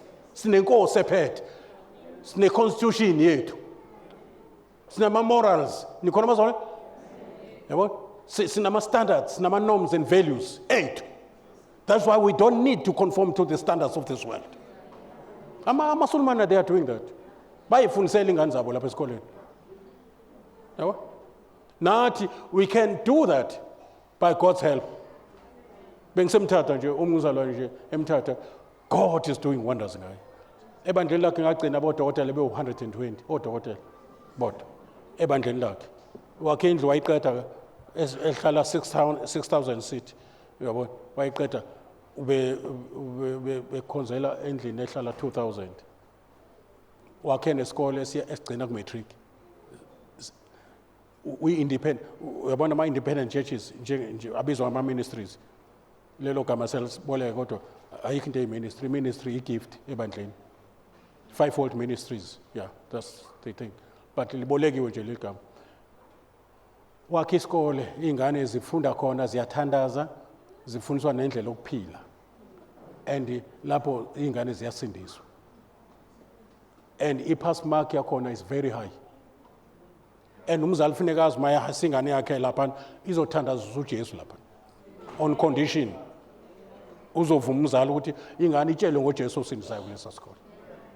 Akutsholwa kulesa sikole. Awekho ama-condom la ema-toilet. Kuyakwathola. So abazali kuphela isikhala behambisa iy'ngane zabo lapha. Ngayibuka nje lento ngathi na yo unama-mobile clinics lo mzalwane. Odokotela bakhe kufanele ba-contribute 2 hours per month. Besevisa umphakathi free. Wakha ngisho amahholo mayifika emphakathini bengenahholo behlangana la phansi kwesihlahla ufika benzele ihholo lo mzalwane. The more ekhipha is the more kungena. Into efunekayo i-vision ehambisana ne-God supervision ukuze bekhona i-provision. Manje isikhathi sabantu nje abangama-spectators abasonga izandla abafike bakhonze bayihambele siphelile leso sikhathi. Zonke mazingene ejokweni right now in the name of Jesus. So we are going there.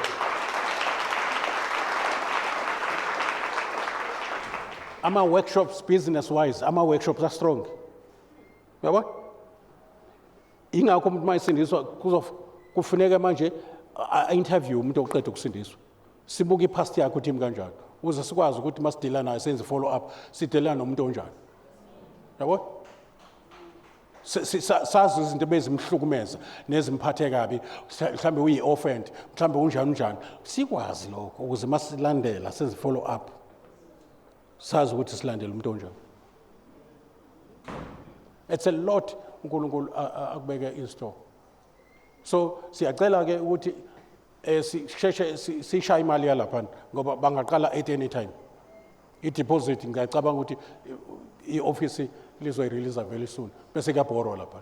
Number 2, umshini, kukhona umshini esesinawo automatic othi mangabe kucima ugesi uyistarte wona. Kodwa usemncane lo mshini. It's about 6.5 kilowatts. Sifuna something ezothi 40 much. And with a new concept. It's an inversion. Isebenza kakhulu magnetic with no brushes. And lo mshini uduma non-stop njenge fridge yakwakho. Ayifani stove, ifridge iduma wire. Nenibona ifridge ihlala ikhala njalo. Awukhathali umshini wakhona. Ulo mshini ke siwufunayo ke ngoba usukhona i-concept yakhona sesingawu-order mase uNkulunkulu esibusisile. Sifuna kube wona ozokhanyisa lapha. Yonke into electricity uzoyokhanyisa namagezi. Masithi 40 sifuna into ezothinta ngisho iy'tofu ezithatha heavy. Lapho si-off grid ngayo yonke indlela. Lo mshini is such that uyakwazi ungawunaki for the whole year ungazange u-attend. Nothing, no service. Awulokhu uyofuneka ukhiphe iplug entsha awusebenzisi ngisho ama-brushes. Kodwa nje ushaya uwaya. Sifuna ke ube ingxenye ube yenye yama-properties esowasebenzisa lapha. Sihlukane nocimicimi. Aniboni ngathi sicabangela into esile.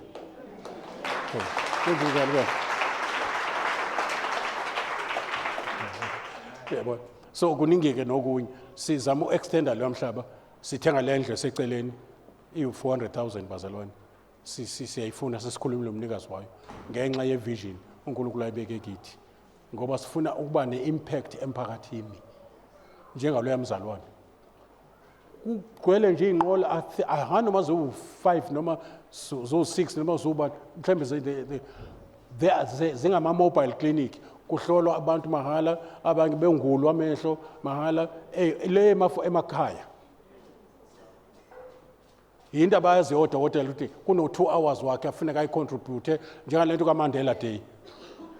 So lapha yenzeka daily ngalabo dokotela. And manje into yakhona impact iyazi yofika phezulu ku government. Ngoba kuyabonakala ukuthi uyini umsebenzi webandla mali khona. Liukhanya nosawuthi wezwe.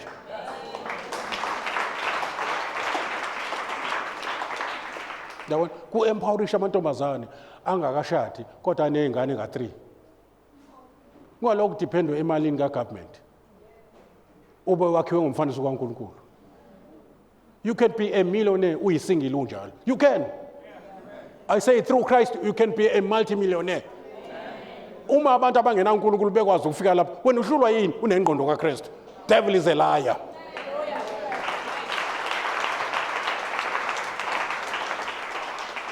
Siyalapho ke bazalwane malibonge igama lenkosi.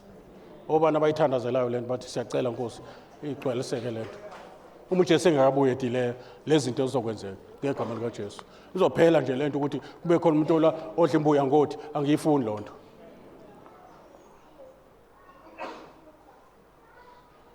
Ebandleni bengikulo yase Assemblies bekuthi mangabe kuyinhlangano yamadoda before kungena ezwini lenkosi bekungenwa emsebenzini wezandla.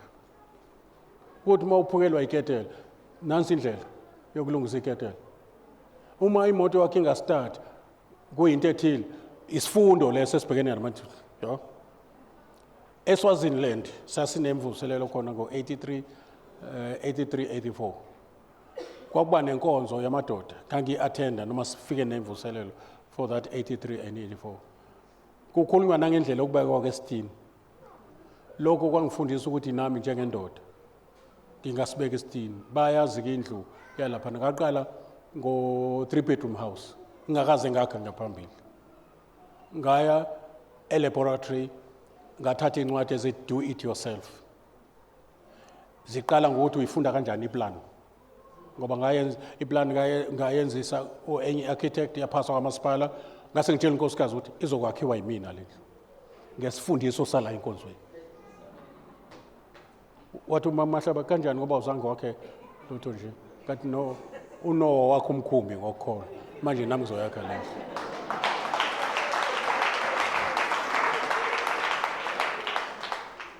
Uya your first phase ngayakha ngayiqeda ngoba ngingafuni ingane zami ukuthi sithe uNkulunkulu.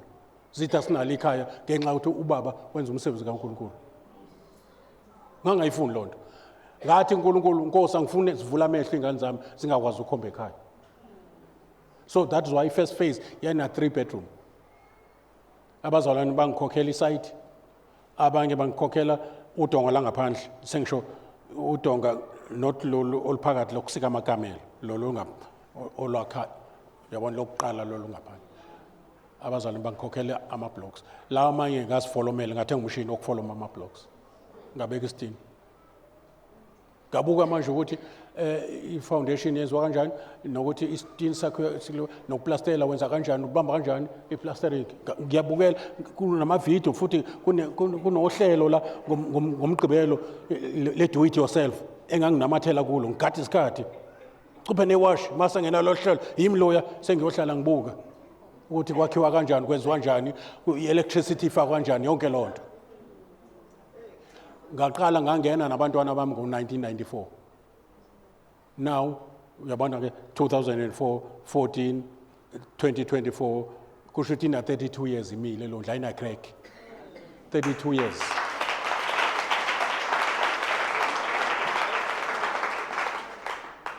Ngoba uNkulunkulu ufikile wasinika ingqondo wasinika nezandla. Uyabona manje akufuneki sisonge izandla silinde u350. Simoshakele thina ayikho lonto kwamanye amazwe eAfrika ka350 ayisetshenzwa lonto. Ngelibona izandla zabathi ngiyamthanda u350.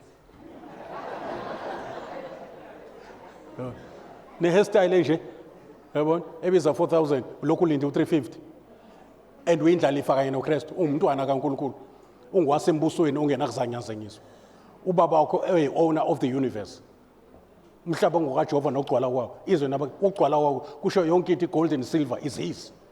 Wena ubhizi no 350, kusho ukuthi uyawuthanda. Yho. Ngafaka electricity, ngafaka i-tubing, ngafaka i-plumbing, lo baba we-plumbing engangithi ngamcela walokho e-too busy, ngavele ngangena e-library, ngafuna into ye-plumbing, ngayifaka mina. Ayikablock uzobe namhlanje. Nangu lokuzana. Ngakha udonga olungaphandle, ngalibeka mina ngesandla. Ngakho udonga olungaphandle, indawo yakhona iyaslope, kodwa ngalenza ngathi bekwakha umakho professional, ngalenza ngathi lama levels. Mangidideka ngilonge kule ncwadi ngithi, khona la isayithe ngithi, oh kwenza konje. Uma nje kathi le ngqondo yokwenzani? Lezandla ezani lamadoda awu10. Awufuni uholelo lamadoda nje bawu10. Awufuni uholo lakho.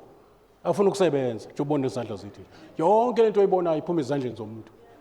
Onke lama skyscrapers ubone zonke neemoto ziphuma ezandleni noma ama robot esethatha over nje kodwa izandla zomuntu. Nawo lo ma robot akhiwa izandla zomuntu.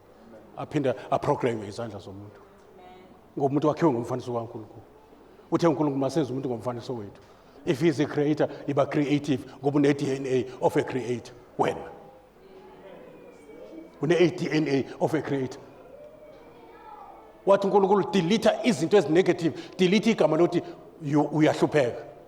Ngaleso sikhathi ngahola 550 enkonzweni engakhonza a month. Kodwa ngayisusa engqondweni ukuthi amphuwa, ngavele ngayisusa. Ngathi mina I can do all things through Christ. Finish.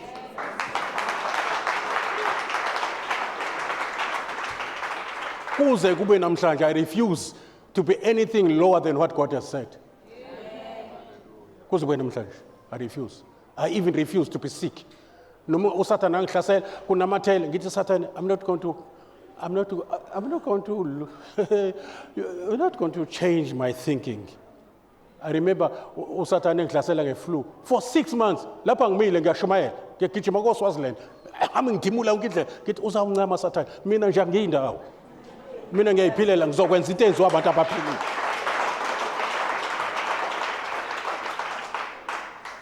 Yabo? You must never be a quitter because quitters never win and winners never quit. I say winners never quit.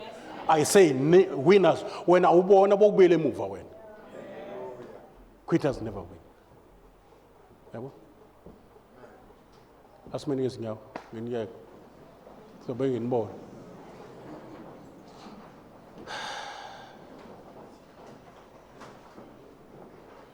Lo ndlu ke sayifaka ke safaka u-second phase yaba u7 bedroom uyabona manje ke isebenza umsebenzi we-Airbnb manje umsebenzi we-Airbnb kufika abantu sesaqhubeka nokuyilokhuza manje sichecka silungisa izinto kodwa isiyinto indlu engayakha ngehola 600 bese khishwa ishumi kusala 540 ngaze ngathi nengane zamazuzu ufunda noma ikuphi ngisho kanje hayi manje imali ngithi Sathane umsindo ingane zamazuzu ufunda noma ikuphi dala ngomlomo wakho cabanga positive khona uzophila kanjalo as many things in his heart so is he usondela ke cela umela ngoba manje angazi ubokuphi busayo olwandle no ungayenzi lonto makushukela. Through a song, God is saying to me, you will convince the hearts of many, conveying the message of hope to the hopeless. I'm giving you songs.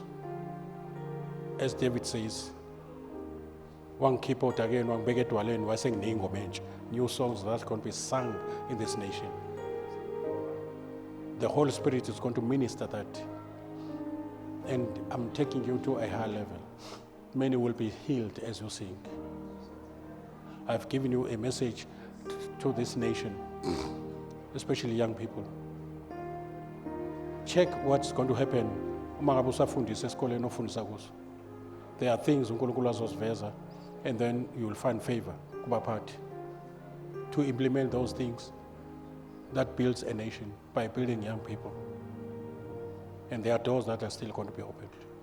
Now God says, you must make sure that you occupy a bottom shelf, which is a type of, a sign of humility and meekness that is found in Jesus.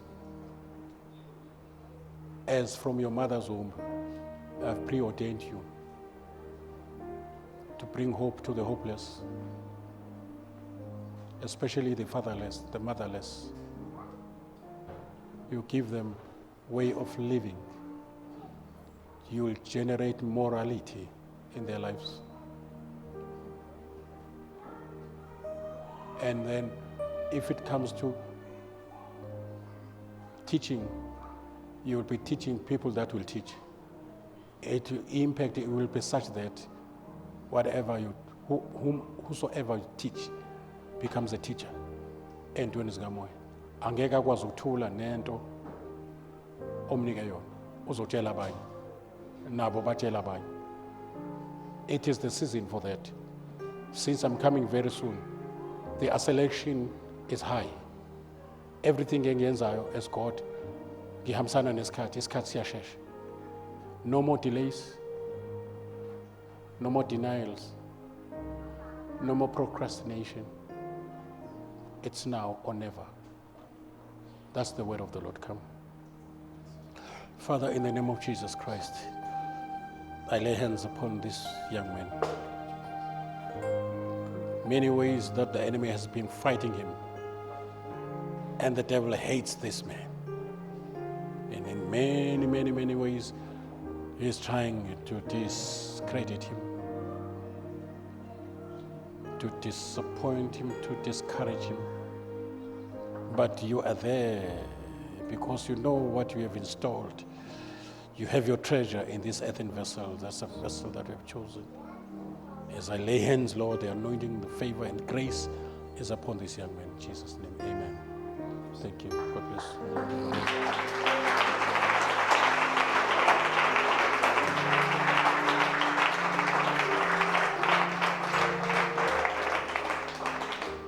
I was impressed by my declaration at Wales. They became a prayer, like answered prayer for this country. God has got a special purpose and has got special favor for this country, South Africa. Relocate ngoba kusho uNkulunkulu. Unga relocate ngoba ubona isimo sibheda. Because God has, behind the scene, is doing something that will explode like a volcano very soon. And is up to something uNkulunkulu kule country. And it's obvious now that God is behind all that is happening. And uNkulunkulu is going to take South Africa to the high level. First world country. That's what South Africa is going to be. That's why it's cleaning all corruption. The how part is not yours. Abantu kade bengasebenzi abazosebenza. Le mjondolo izoba phased out. No, kanjani? No, awungeni lapho. No, ungangeni. Imjondolo eminingi le uhulumeni angazoyenza njani. uNkulunkulu unecebo ngalento ukuthi uzokwenza kanjani. Abantu bazophila impilo efuna uNkulunkulu. Ibandla must rise. Ngoba government alone cannot do it. Sidinga ama-ambassadors from above. Izinto ezibopha emhlabeni kuboshwe ezulwini. Ezithi mayikhulula emhlabeni izulu ikhulule.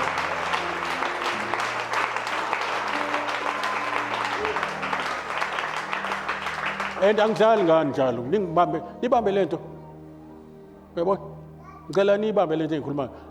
Uma ukholwa lento engizoyisho, uvumelana noNkulunkulu lento azoyisho manje. uNkulunkulu has given you favor. Njengendlalifa ezethembiso. Uthe uma ukholwa usinda wena nendlu yakho. Your family. Angabikho noyedwa ozofa engakholwa. Sengiyasho manje based on that.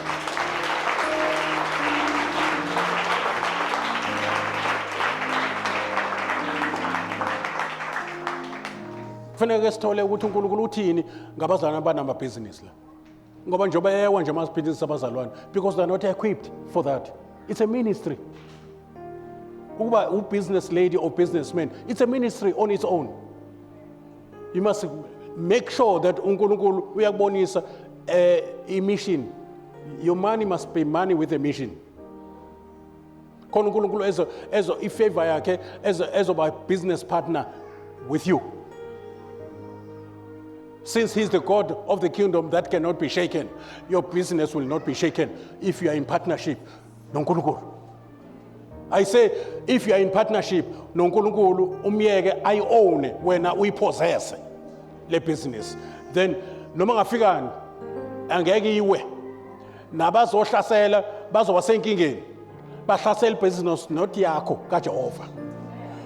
Akuqale nje namhlanje uzifundise to allow God to own you, to own your children, to own your business, to own your house, to own your days, to own your future.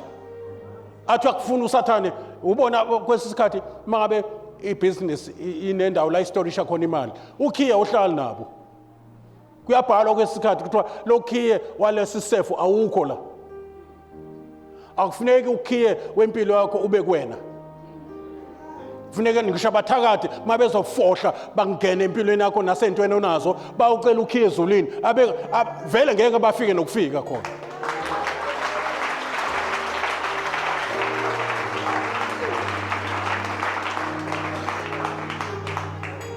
Ukhiye umkhumbuka Noah wathathwa ingilosi bakhala abantu Noah wasivulele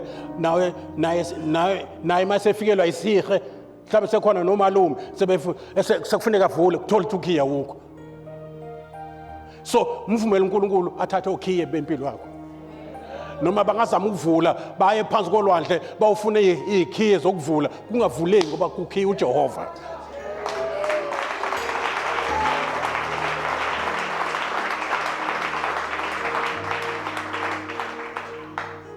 I commit myself to what God has said. I commit my life to what God has said.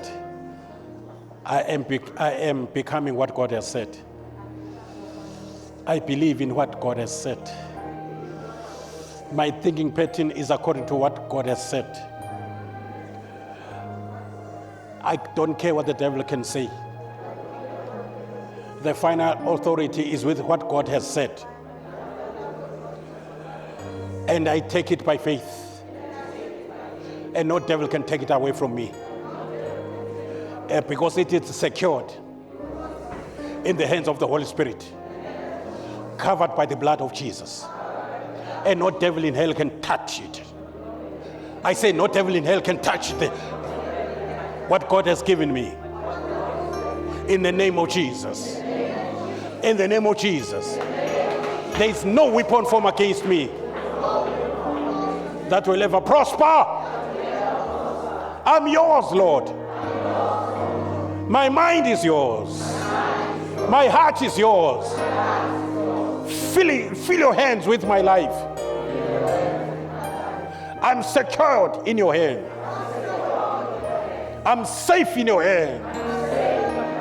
I'm invincible in your hands. In the name of Jesus Christ, the Son of the living God, the one who died and rose again. All power, both in heaven and on earth, is given unto him. He is seated at the right hand of the Father. In the name of that very same person, I decree and declare that whatever God has prophesied over my life will come to pass, whether the devil likes it or not. Shine and again, celebrate for that.